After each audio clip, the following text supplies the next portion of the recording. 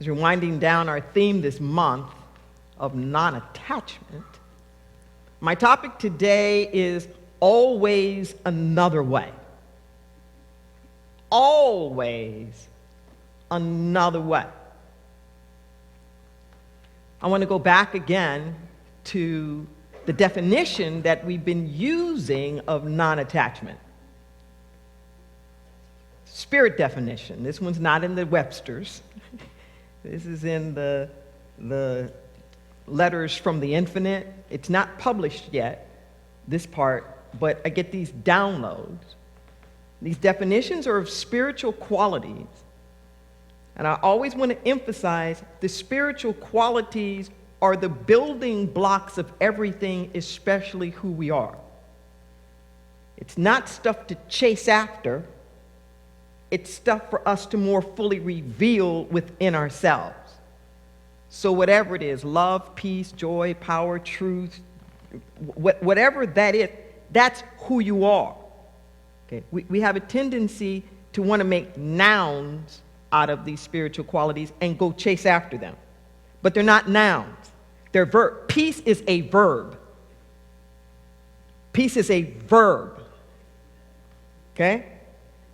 Faith is a verb.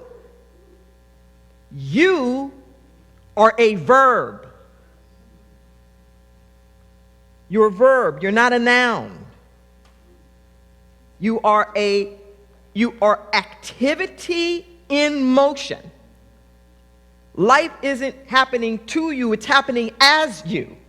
Not just through you, but as you. We are verbs. Let that sink in for a moment. You're a verb. We're frequencies. We're vibrations. We're not entities that are just localized in time and space. We're pure energy. You can't harness energy and just contain it in one spot. You leak out beyond your body. You are so much more than just what your body is. So these spirit definitions are always the same. It's a formula.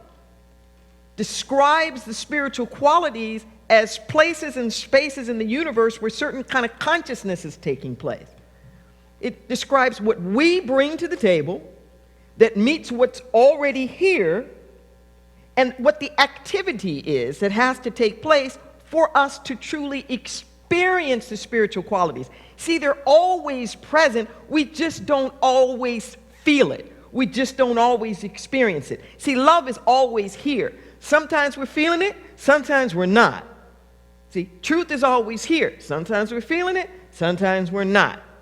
Wholeness is always here. Beauty, courage, it's always here. Sometimes we feel it, and sometimes we don't. But when we don't, it doesn't mean it's gone. See, when we're not feeling it, we act like it left out the window, ran out the door, and we're sitting around twiddling our thumbs waiting for it to return. It didn't go anywhere. You shut down. It didn't go anywhere. You tuned out.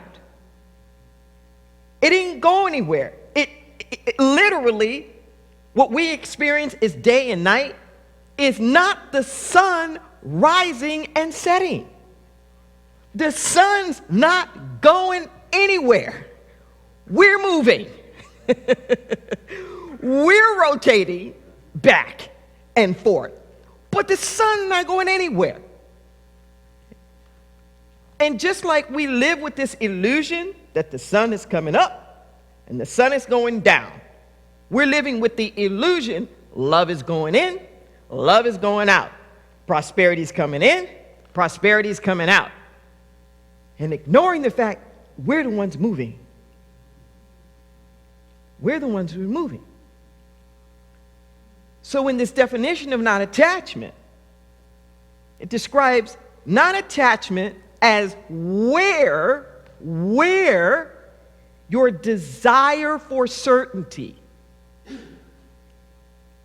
That's our part here. We've got a desire for certainty, not a need. We think of it as a need. It's not a need. It's a desire.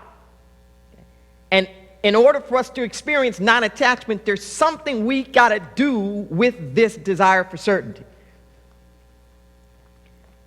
says non-attachment is where your desire for certainty dissipates. Let's stop right there for a second. Before we even say what's already here, it dissipates. Dissipates. We know a lot about that here in Santa Cruz with the fog. You don't duke it out with the fog. You can't fight it. You can't shoot it. You can't blow it away. It lifts. It dissipates with the sun. Just like when you flick the light on, the darkness dissipates. You can't get rid of darkness. You can't get rid of it. You can only amplify light. You can't create darkness. You can only retract light. Because it's just a condition. It's just a condition. You can be in the darkness. Why is it dark? Why is this darkness following me around? Who's multiplying this darkness? Where did it come from? Get out of here. You can do that all night long. Or you can flick on the switch. Light the candle. So dark. What's this little candle going to do? So much darkness. Guess what? The darker it is, guess what? The brighter the candle. The darker it is, the brighter the candle. The darker it is, the worse it seems to be, the greater the impact is of just the smallest of the vision. The worse off it appears to be, the greater the impact of just the smallest. Have you ever been in that situation where you just felt broke monetarily? Oh, $5 look good. $20 never looked so good. At any other time, you'd have been, poof. Somebody gave you $5 at the beginning of the day, you wouldn't even know where it was the next day. Oh, but when it looks like you don't have any money, oh, that little $20 is something. That $5 is something.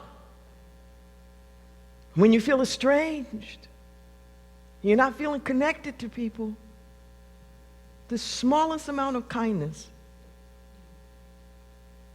the smile, the touch on the arm, when you're sleeping next to somebody for years and it feels like there's a mile between your 2 inches, with a little pinky to pinky will mean in that moment. Light the candle. Like it says in Scripture, it is better to light the single candle than it is to curse the darkness. Better to light it. Your desire for certainty can dissipate. Just as a concept, let that sink in for a moment. It's just like fog. It rolls in and it can roll out if you don't have a whole bunch of attachment to it. Non-attachment is where your desire for certainty dissipates from my infinite possibilities. It dissipates from my infinite possibilities. When we don't know that there are infinite possibilities, that's when we get so attached to feeling like we have to have some certain way that we know what's going to happen.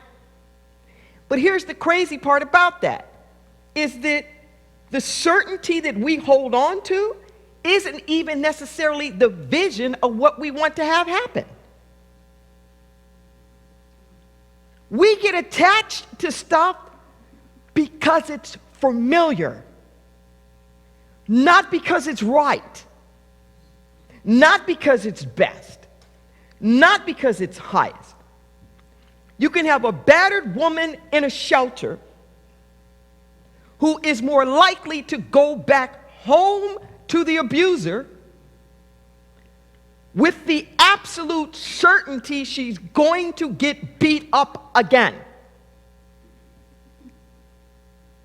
That she would rather hang with that certainty than face the unknown. The unknown of how am I going to make it without him. Can you feel that? Where that desire for certainty will trump everything if you do not accept the fact that there are infinite possibilities. That desire for certainty isn't even just about what you want to have. It's just the sense that I know what's going to happen.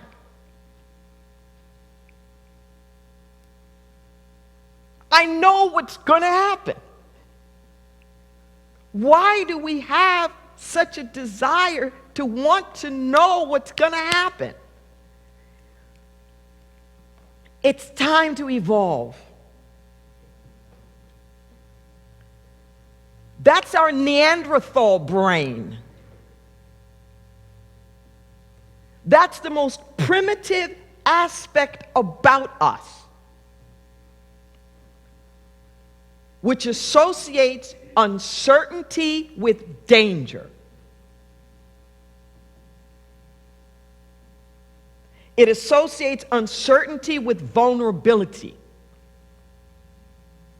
It associates uncertainty with harm. So the way that you're safe is to know. We're literally wired when we get in fear to go to the extreme. That's how we're wired. You hear a little rustle in the branch behind you. Okay? Could be a bear, could be a bunny. But that Neanderthal brain doesn't want to let the guard down thinking it's a bunny if it's a bear. Too late to respond. So we're wired. Think about this now. In our social political world right now, we are operating from the Neanderthal brains. We are acting like we have not evolved as a human species at all.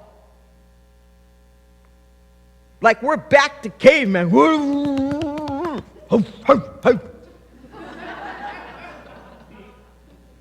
We are. That's mine.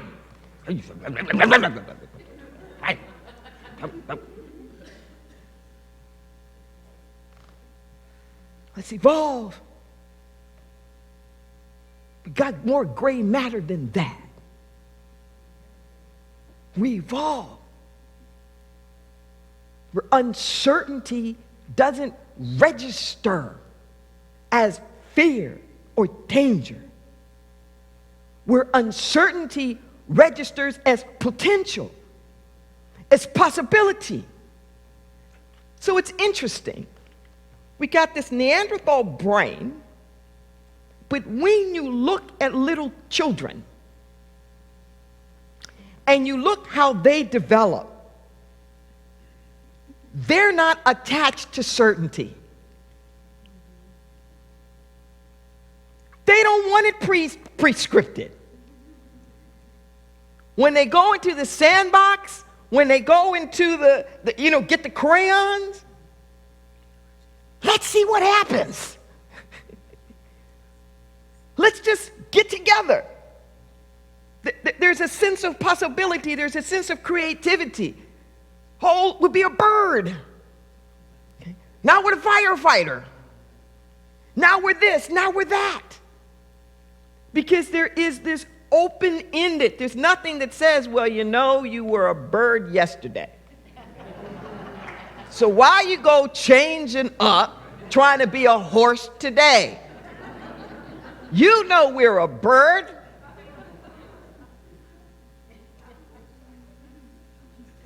It's not happening. When did we switch? When did we get so locked into it can only be this way? Life is full of adventure.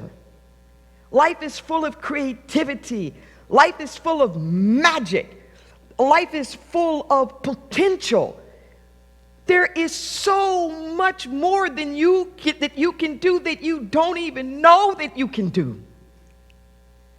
The great I am is expressing itself all the time. Life will not be denied. Life will not be denied. You can put concrete on the ground and the little blade of grass will come up through the cracks and the crevices. You can put boulders in the river and the water will go over, up, around, and eventually, if there's enough water, it'll lift that obstacle right on up and flush it down. Flush it down. We're verbs.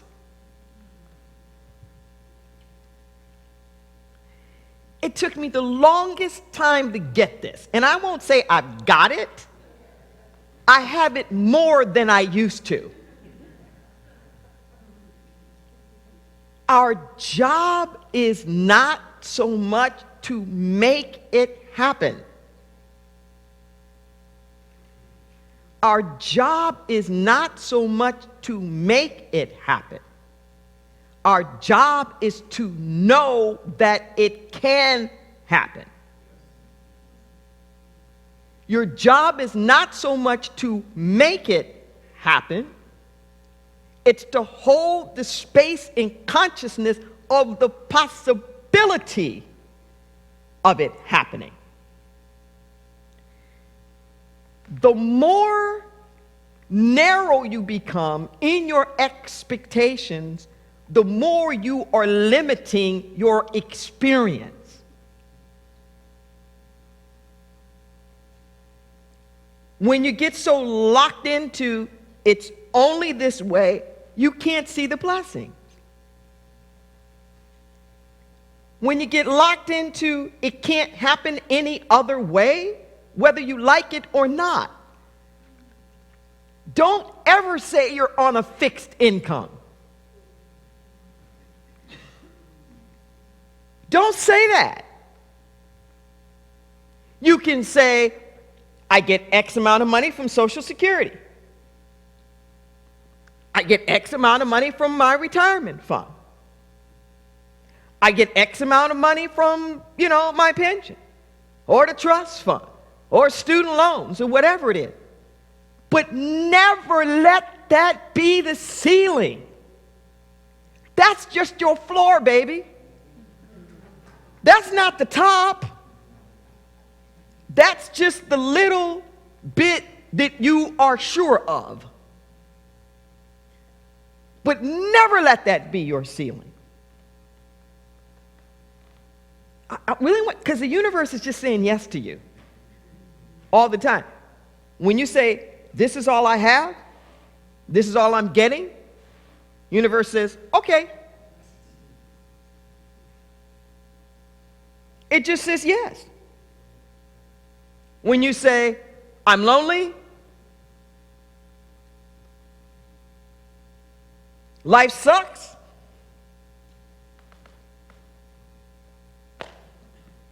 let's see just how sucky life is.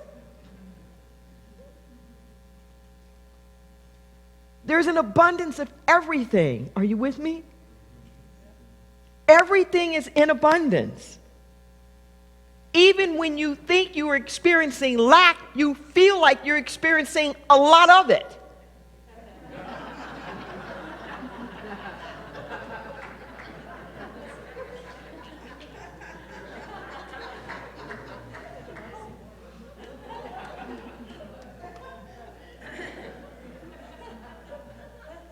But everything is a lot. Do you get what I'm saying? Everything is more. So even when you think you're in lack, you're not thinking, I've hit the bottom of my lack. In your mind, you're fearing just how much more lack can I get into? Why don't you do that about your prosperity the other way? You don't have a bottom on how bad it can be. You're always imagining that somehow or another it could get worse. So why you want to put a ceiling on how good you think it can be? It would be wonderful if we were thinking like that, if we just flip it so that the bad had a bottom and the projected good had no ceiling. I mean, if you got to get into that, at least flip it.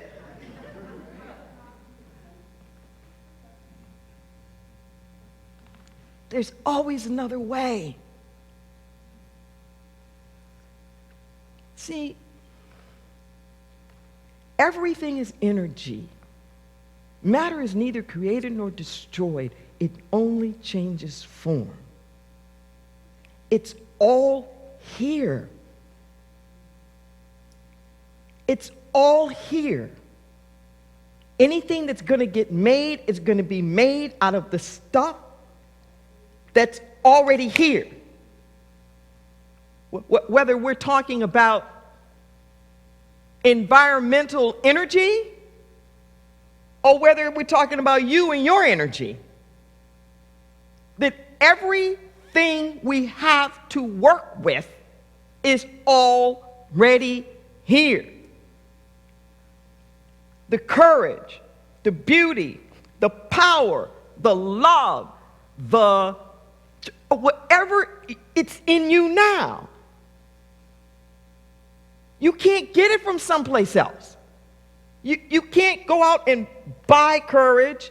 You can't borrow somebody's health. You can't tap into somebody else's something. It's yours now.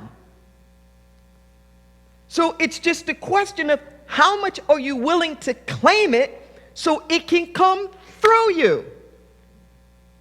If you're standing around talking about, well, I can't sing, I don't sing, I don't have a good voice, people would run away if I sang.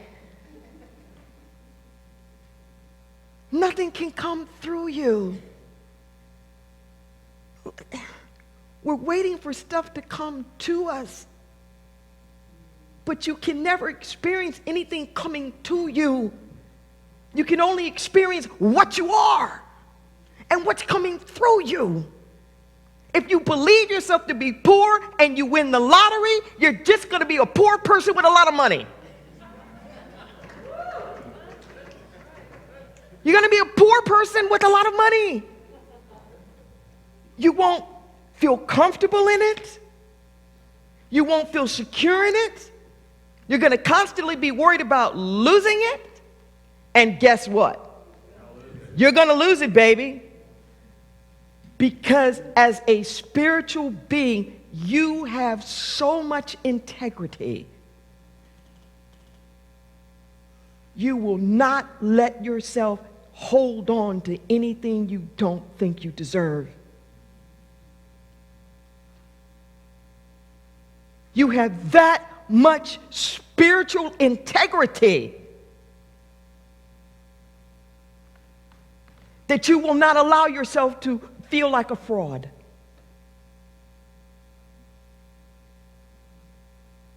So we're busy thinking that our job is to try to get more. Your job is to be more. It's not to get more. Your job is to perceive yourself as more, so that you develop a self-image of yourself that's worthy enough. A self-image of yourself of possibility, of I don't know where the good's going to come from. But because I don't know doesn't mean it's unknown. Just because I'm not in control doesn't mean it's out of control. You can't know. You can't know the specifics. You don't know. But you live in the possibility of it. If you're a parent, you don't know how all your kids are going to turn out. I got a witness in the house. Some of my colleagues are in town. Centers for Spiritual Living had their retreat at a Selamar. And some of my colleagues, and she said, "No, you don't." You don't know. But you do know what happens when you try to control it.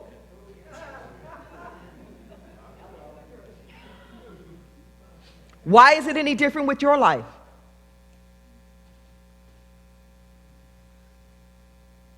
It works just as badly for your life as it does when you try to control your kid's life. For all the same reasons. You stand in the possibility with them. You don't know how they're going to turn out. You don't know the choices that they're going to make with mates. You don't know what's going to happen with them with careers. You don't know where they're going to live. You don't know all that. It's not your job to know. It's your job to hold the space of possibility. I call it the grandmother's consciousness.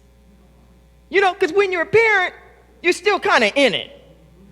And you're still trying to make it happen. But by the time you get to be the grandparents, oh, it's going to be all right, baby. It's going to be all right. But he left me and I got to be. Well, but yeah, I know. But it's going to be all right. You know, but mama, but my mama did, and my mama, and you're talking to your but mama. I said, you know what? You're both wrong. You and your mama. And it's gonna be all right. It's gonna be all right. That's the wisdom. That's grandmama's living in the non-attachment. Because grandmama knows you each trying to push your will on each other, not going to wind up pretty. But that if you let go of that, there's something beautiful that can happen. I'm not saying that you don't have any standards or you don't have any principles. Get off the judgment. Get off the judgment. I don't care what it is. If you don't like the person that your kid is hanging out with or dating, the more you judge that person, the more you make them run to each other. Come on now. Because you know how it was with you. Come on. How many of you ran to somebody your mama didn't want you to be with? I'm just saying. It didn't work for your mama, and I don't know why you think it's going to work for you.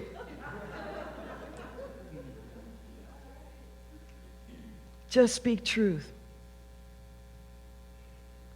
If I talk about that battered woman, if I talk about, he just a dog and blah, blah, that's pain pushing.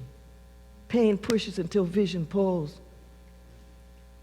Say, you know what? Everybody deserves to be treated well, baby. You know what? I don't care what happened. Nobody deserves to be beat up. You know what, baby? Life's got some good things in store for you. You know what? I believe in you, and you can do better. I know that you can be happy. Can you feel what I'm saying? They'll start to hear that. Something will start to open up because you're talking about possibilities now. You're talking about the infinite possibilities now. And then whatever attachment that they had to the certainty of how they thought it was going to be, that starts to dissipate. Your affirmations are like the sun that dissipates all that desire that people have for all the other stuff. What if you took this that I'm talking about now and upped it up a few notches? What if, instead of worrying about all the people who are voting for whomever, I'm just saying, what if we quit judging and blaming them for who they voted for? Because it's the same as when you are judging your kid's partner. You are making them run to that person. It is counterproductive. What if we just said the same thing?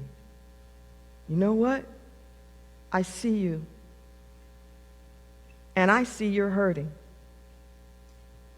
And I can feel how left out you felt. And I'm actually sorry for bulldozing agendas that maybe didn't even think about you. But you know what? I believe in us. Can we do this thing together? You're valuable. You're worth it. I don't want to rule over you. I don't want to have just my way. Because I really believe that it's a better world, a better mousetrap when we're working together. There's a reason why nature has symmetry. For there to be flight in aerospace, you have two wings, but they're curved in opposite directions. And the left wing's not going anywhere without the right wing. And the right wing can't fly without the left. It's not happening. There's part of a wholeness. There's part of a balance. And they can't see it through their agenda. You can't see it through your agenda. But what if there's another way? What if there's another way here besides us clobbering each other during elections? What if there's another way? See? You won't find it until you're willing to get there. Do you hear what I'm saying? If you're in a family and you're duking it out with each other over time, it's just going to get worse and worse and worse. It's just going to get worse. At some point, You got to go, I want us to be a family more than I want us to be right. I want you as my child, or I want you as my spouse more than I want to punish you for betraying me or disappointing me. That I don't know what this is going to look like. I'm sure you've all had those moments of reconciliation that are really scary. That forgiveness stuff is scary. I don't know what this is going to look like. And am I setting myself up to be hurt again? But part of you just takes a deep breath. It goes, I am willing to suspend for a moment all my fear that none of this is going to work, to open up to a sense of a greater possibility. Because there is always another way. And I want to end with this story. In order for there to be another way, you really got to be open to another way. And that means even if you don't think you're going to look good in the short run, let that breathe in. Even if you think you're not going to look good in the short run, because what I've learned, and one of my dear mentors says it well, the answer's in the problem. Reverend Dr. Will Coleman, the answer's in the problem. In it. And on this example, I know I've told it years ago. When I first started with Prudential, back when I first got out of graduate business school, this was July '82. And I worked in Century City.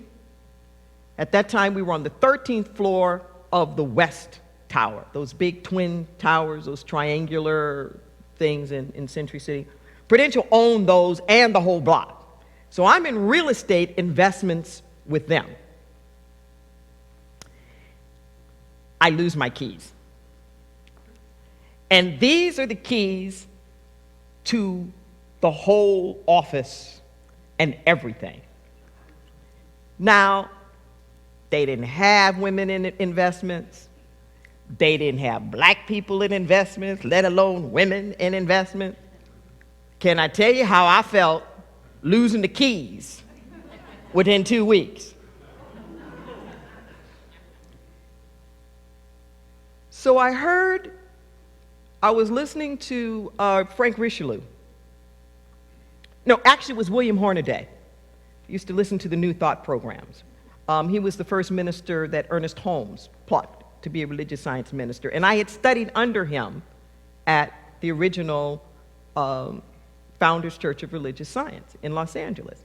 And he talked about this story where this woman had dropped her glasses. They had fallen in the gutters in a street in Beverly Hills. And she just kept visualizing her glasses back with her. And as she had told this story, somebody heard it who worked for the city of Beverly Hills, because she had described where it was. They fetched it out, got it, and the glasses got returned to her. So I said, okay, I'm going to do this. I'm starting to try this stuff out. I hadn't started the formal classes yet. I was going to start in September, but I'd been listening. I'm going to try this out. So when I left to go to lunch, I told the receptionist, I said, if a pair of keys show up here, I said, they're mine. Put them on my desk. So what I had done is I called security. And I said, I lost some keys. And the guy at security said, is your office key on it? And my heart started palpitating. It was like, oh, God, I'm busted. This is the worst thing. This is like the one thing I didn't want anybody to know. And I kind of squeaked out, yes. And he said, good. I said, good? He said, yeah. He said, because if your office key is on it, we can like look at the grooves and whatnot and tell what office it belongs to. So it's like, okay. I said, if a pair of keys come back here, they're mine. Put them on my desk. I come back from lunch, boom, there are the keys. It turned out I had left them in the bathroom on the 13th floor. We had the whole floor. It got down to security in the basement. And because I had called and admitted that I had lost them, the fact that it had the office key on it was the saving grace. And that's how they got back to me. The answer's in the problem. I have seen that over and over and over. Just what I think is the worst thing. And I'm so attached to nobody knowing anything or all this stuff about it. Open it up. Infinite possibilities. There's a way where even the worst part of it becomes part of the solution to there being another way. I'm telling you what I know. Let's take a breath.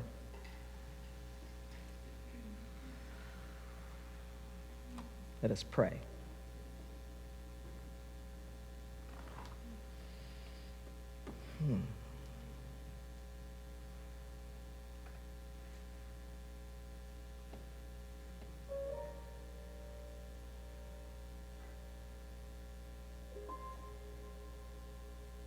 Turning within in this moment to that inner sanctum, the inner chamber, the secret place of the Most High, that place of our capital T truth that's transcendent. It's got that grandmother wit that doesn't care about all this stuff that's going on because it knows everything is going to be all right. We steal away there. And from that place, we speak the word. Create in us a clean heart, O God, and renew a right spirit within us. The shame, the guilt, the judgment, the ought tos, the shoulds, the expectations, the desires, the fears, we lay them all down. Matters neither created nor destroyed, it only changes form. Do something with this stuff, God. Transform it, transmute it. Wash it, cleanse it, purge it, dissipate it. Whatever needs to happen for freedom. Whatever needs to happen in order for us to unleash our divine potential so that we can express in this world, in, through, and as you, so be it. You are our shepherd. You are our shepherd. We want for nothing. So in this moment right now, we believe. We see the possibility. We see the vision. Enough for everyone. Thank you, God, for blessing us in ways that are too numerous to even count. We speak a word now of justice, of fairness, of equality, where every life is valuable and cared for and protected and provided for.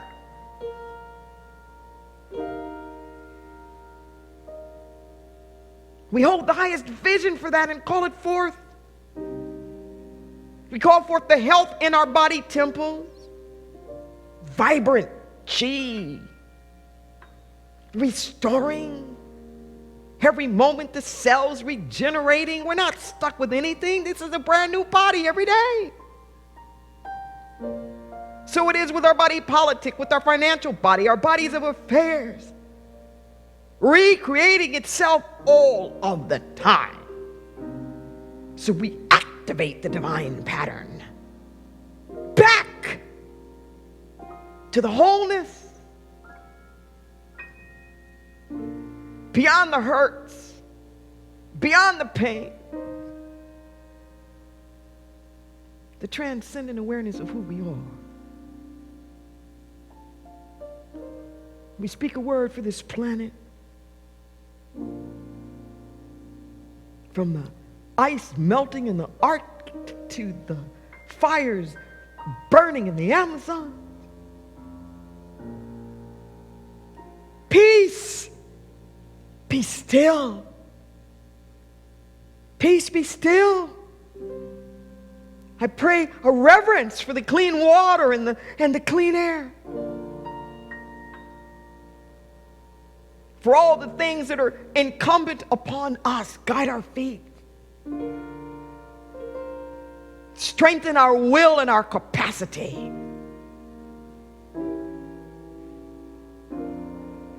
And we do the right thing.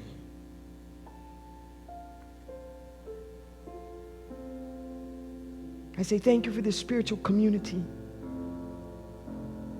for audacity that we have to dare to pioneer possibility. You've blessed us in so many ways. And we say thank you for our new home. Thank you for our new residence. We know that you're paving a way for what's next, just like you paved a way for us to be here. Thank you, God, and may we be just a shining example of possibility in motion.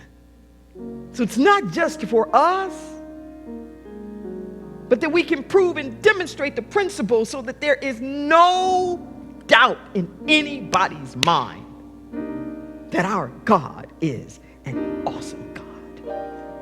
It is upon this we stand. It's in this we rest.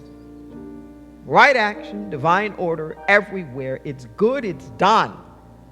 We get out of the way and allow what already is to just be.